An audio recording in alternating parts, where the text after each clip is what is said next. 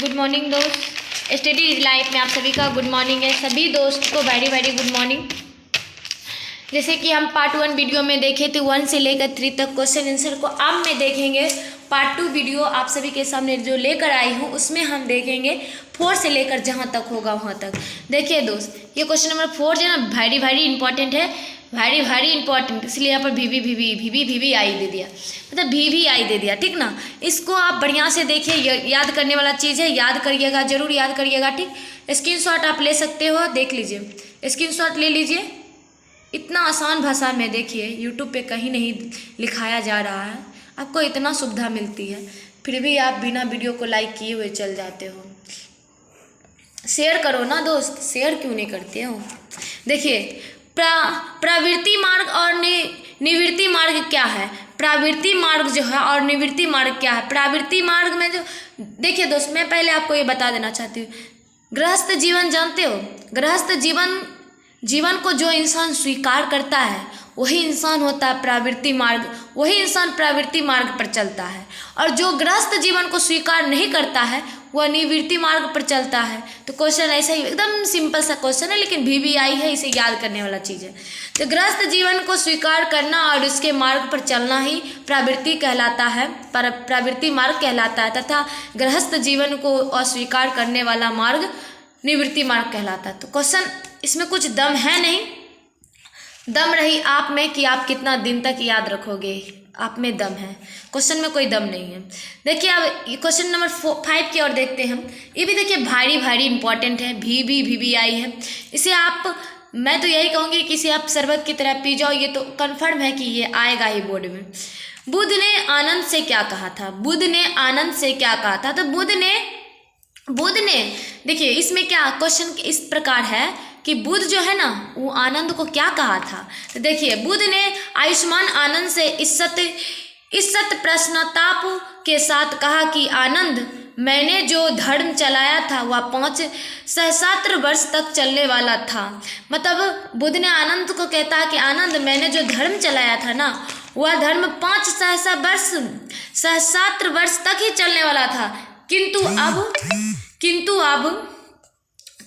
अब केवल 500 वर्ष ही चलेगा, क्योंकि नारियों को मैंने भिक्षुकनी होने का अधिकार दे दिया है। जो धर्म मैंने चलाया था वो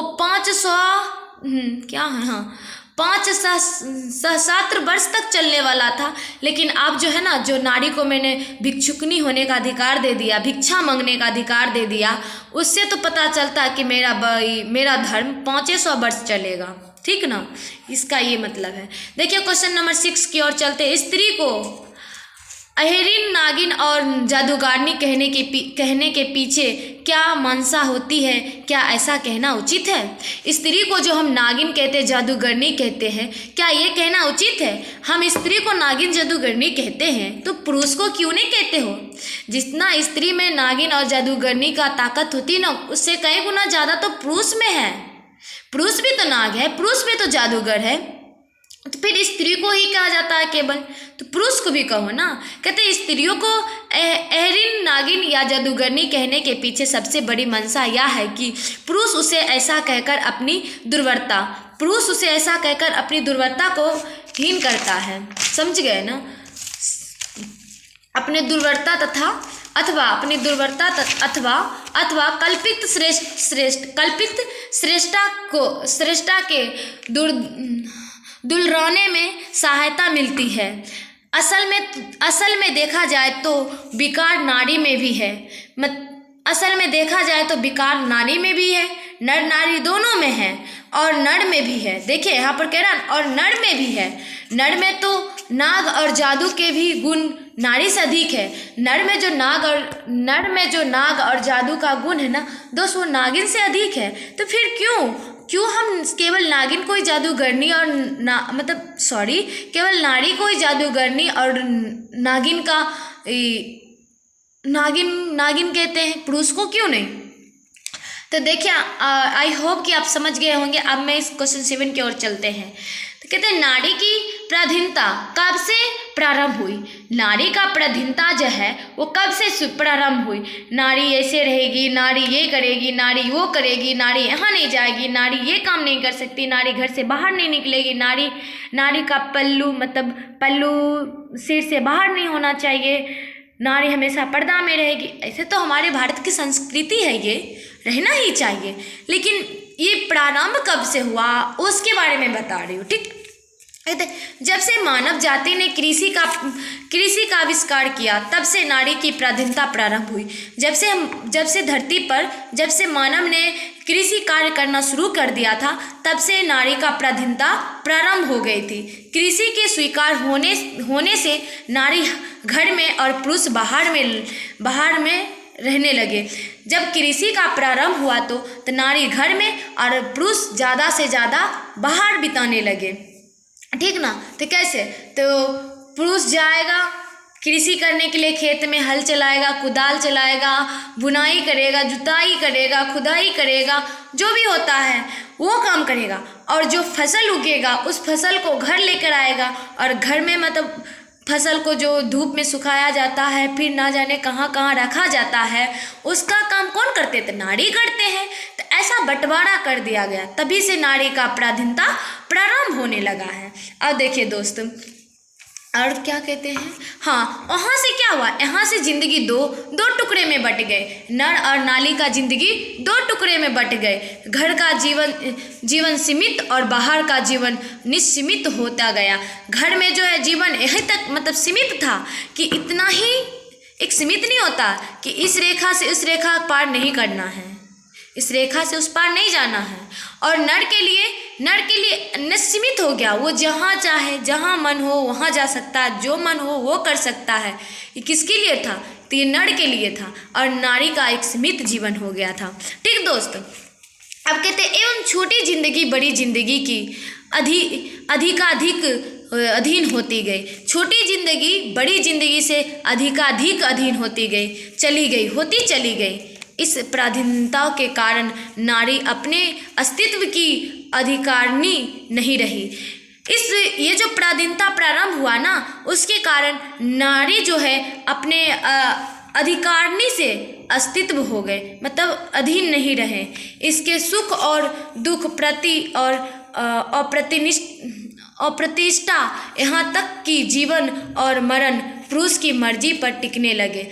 पुरुष अगर नारी को पुरुष बोले कि तुम घर से बाहर जाओ, तभी नारी घर से बाहर जाएगी, अन्यथा नहीं जाएगी। इसीलिए यहाँ पर कहा गया है जीवन और मरण पुरुष की मर्जी पर टिकने लगी। मतलब पुरुष जो कहेगा स्त्री वही करेगी, उसके मर्जी के बिना कुछ नहीं करेगी। उसके सुख और दुख प्रति और अप्रतिनिष्ठ, यहाँ तक कि जीवन मरण दोनों पुरुष की मर्जी पर चलने लगी। समझे दोस्त? अब देखिए दोस्त, कितना क्वेश्चन 8 है ना, रुकिए तो कितना है देख लीजिए। तो खत्म है, इतना ही है, क्या करें, इसको बता दूँ? नहीं दोस्त, मेरा मुंह दुख गया, मैं नेक्स्ट वीडियो पार्ट 3 में डाल दूँगी। सॉरी दोस्त, मैं नहीं बनाऊँगी। आप लोग लाइक नहीं करते हो ना, इसलिए मेरा मनोबल टूट जाती है। आप लाइक कर दिया करो। हाँ, नहीं कुछ नहीं बोलेंगे। चलो, आप वीडियो को लाइक करो, शेयर करो, कमेंट करो। जिनको समझ में आई वो कमेंट कर दीजिए। जिनको नहीं समझ में आई ना दोस्त, प्लीज़ वीडियो को पीछा करके फिर से देख लीजिए। मेरा कल्ला दुख जाता है बोलते बोलते। मैं एक बात और कहूँगी, इतना मेहनत से वीडियो बनाती हूँ और मेरा सिम पता है क्या चीज़ है? एयरटेल का है दोस्त। इसलिए ना मेरे सिम में 1.5 GB नेट मिलता है, जिसमें मुझे वीडियो डालने में ही पूरा का पूरा ख़त्म हो जाती है। इतनी मेहनत से ऊपर से मैंने 19 रुपये का पैक डलाकर फिर से वीडियो मतलब अपलोड करती हूँ। इतनी मेहनत लगता है, आप एक लाइक नहीं करते हो। मेरा मनोबल नीचा गिर रहा है, धीरे धीरे टूट रही हूँ मैं। प्लीज़ दोस्त, आप लाइक करो, शेयर करो। सबसे पहले तो अगर आप मेरे चैनल पे न्यू हैं तो सब्सक्राइब कर दो प्लीज़। मैं भी आप ही की तरह हूँ, मैं भी पढ़ना चाहती हूँ, आगे बढ़ना चाहती हूँ अपने लाइफ में, चाहती हूँ कि मैं कुछ करूँ। लेकिन आप लोग मेरी फीलिंग्स को समझ कहाँ रहे हो? ना अपने फीलिंग को मुझे समझने दे रहे हो, ना मेरे को समझ रहे हो आप।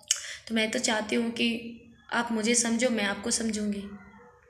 सो दोस्त, मैं यहीं तक, अब मेरा मन नहीं वीडियो बनाने का। ठीक है, बाय बाय दोस्त।